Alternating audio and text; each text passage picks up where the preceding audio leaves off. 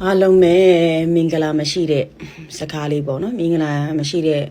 တည်င်းလို့ပြောရင်လည်းပုံမှန်မှထင်တယ်။ဘာလဲဆိုတော့ကဂျပန်ရောက်မြန်မာတိတ်ကယ်လေးတွေအကြောင်းပေါ့အလုံးတချို့ကအလုံးနဲ့လာတယ်တချို့ကကြတော့အလုံးနဲ့ပဲလာကျောင်းနဲ့ပဲလာအခုနောက်ပိုင်းဘလို့ဖြစ်သွားကြမှန်းမသိတော့တချို့တွေကဒီဗီဇာပြောင်းနေပေါ့နော်ခါဆိုတော့ချိန်နေတချို့ကတခုတိတ်ကြီးကနေပြီးခါဆိုတော့ချိန်နေ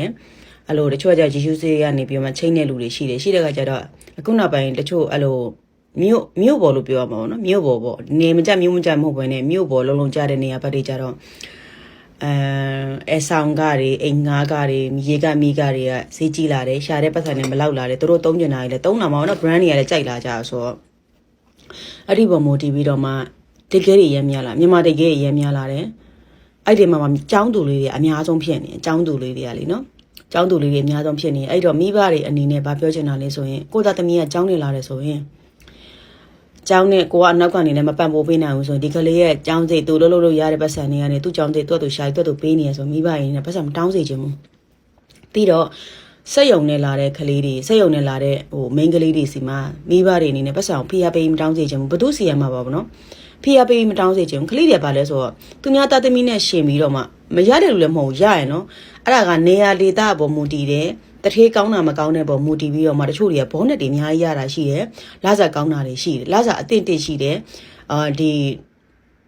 ဘယ်လိုပြောမလဲမတိမ်မရင်လစာကြီးလည်းရှိကြရကွာရှိကြရပေါ်မူတည်ပြီးတချို့ကြတော့လည်းအဲ့လိုမျိုးရှိတယ်ပေါ့နော်ရှိတဲ့ကကြမိဘတွေအနေနဲ့ကအဲ့ဘုရုသားသမီးကတော့ဘယ်လောက်ရတာဘုရုသားသမီးကဘယ်လောက်ရတာမို့အဲ့လိုမျိုးပြောပြီးတော့မှနှိုင်းရှင်ပြီးတော့မှပတ်စံကိုမပြောစေချင်ဘူးမပြောရတဲ့တချို့တွေကြတော့ကွာသူတို့ရဲ့ဘယ်လိုပြောမလဲမဆောင်ထိန်နိုင်တော့ဘူးပတ်စံရှာဖို့အတွက်ကိုမဆောင်ထိန်နိုင်တော့အဲ့လိုတိတ်ကဲတွေဖြစ်လာလှကျင်လာအိမ်ကလှကျင်လာအိမ်ကိုလည်းပို့ကျင်တယ်သူတို့စားဖို့တောက်ဖို့နေဖို့ထိုင်ဖို့လည်းပတ်စံလောက်ချင်တယ်ပြီးတော့ brand ပစ္စည်းတွေကလည်းကိုင်ညင်လာက brand တွေကလည်းကိုင်ညင်လာတဲ့အခါကျတော့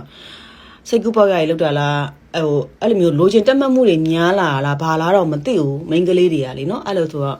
တိတ်ကဲတွေရမ်းများလာပြီးတော့မြန်မာအချင်းချင်းကိုမှချိတ်တဲ့တိတ်ကဲလေများလာတယ်ကွာတိတ်ကဲခေါင်းဆောင်လားပါလားတော့ပွဲစားလားမသိဘူးအဲ့လိုမျိုးချိတ်လာဘလို့အနေထားလို့ကျင်တာလဲအသက်ကြီးကြီးတွေကလားအလေလက်ထဲရလားငယ်တဲ့ထဲရလားပြီးတော့ဘလို့အချိန်ဘယ်နှနိုင်ဆိုဘလောက်အဲ့လိုပြတတ်မှတ်ပြီးတော့လှုပ်လာတယ်တိလားအဲ့ဒါတွေကတကယ်မိသွားအန်ရီများอ่ะနော်ကြားမှာပေါ့ဟိုတလောလုံးကဒီ2လပိုင်းလောက်ကဒီတိုဂျိုဘက်မှာမျက်ရည်ခွေးတဲ့ဟာတော့လိုင်စင်မရှိလို့ဆိုပြီးတော့ဖမ်းခံရတဲ့ကိစ္စမှာဒီဟာမှာလဲဒီဒိတ်ကဲကိစ္စမှာလဲဒိတ်ကဲတော့မျိုးရှိတာဟိုမှာဂျပန်မှာကတရားဝင်ဖွင့်ထားတာသိလားနေရာတိုင်းမှာတရားဝင်ဖွင့်ထားတာနေရာတိုင်းမှာတရားဝင်ဖွင့်ထားတာဖြစ်တဲ့အတွက်သူတို့လည်းစိတ်ချရလားဆိုစိတ်မချရအောင်တချို့ဂျပန်တွေကစိတ်မစစ်တဲ့ဂျပန်တွေလည်းရှိစိတ်မစစ်ကြတဲ့ဂျပန်တွေလည်းရှိတယ်တချို့တရားဝင်အခွန်ဆောင်မိတကယ်အကြီးကြီးခန်းခန်းနာဆိုင်အကြီးနဲ့လုပ်တဲ့ဆိုင်တွေကြတော့တရားဝင်ပဲလဲဖောင်ဒီလိုမျိုးဝန်ထမ်းပုံစံမျိုးပေါ့နော်ဒီလိုတာမန်ဝန်ထမ်းပုံစံမျိုးဖောင်တင်နဲ့ဆေးစစ်တဲ့ဆေးကိုမကြခဏဆေးရရှိတယ်ကွာအဲ့လိုမျိုးနေရတယ်ဆိုတော့နည်းနည်းစိတ်ချရတာကွာဒီလိုတာမန်နေမျိုးလေးတွေမှာဒီလိုဘယ်လိုပြောလဲရက်ကွက်ကြနေရလေးတွေမှာလုပ်တဲ့နေရာတွေရှိတယ်အဲ့လိုနေရာကြတော့စိတ်မချရအဲ့တော့ယောက်ျားလေးအနေနဲ့ပြန်တော့လေဒီပတ်စံလေးတလောက်ပဲဆိုသူတို့သွားနေလိုက်မယ်ဆိုတော့အတွေးမျိုးသူတို့လည်းတွေးမှာပေါ့နော်ပေါ်ချောင်ကသူတို့လည်းတစ်ခါလေးကျရှိမှာပေါ့အဲ့လိုမျိုးမလုပ်စေချင်ဘူး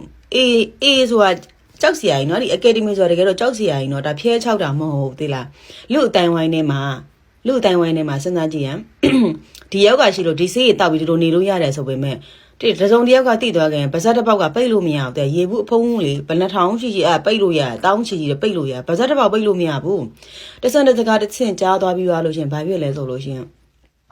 ်ကိုကျွေးတဲ့စားစားတော့သူတို့စားမှာမဟုတ်တော့ပြောပြတာအဲ့တော့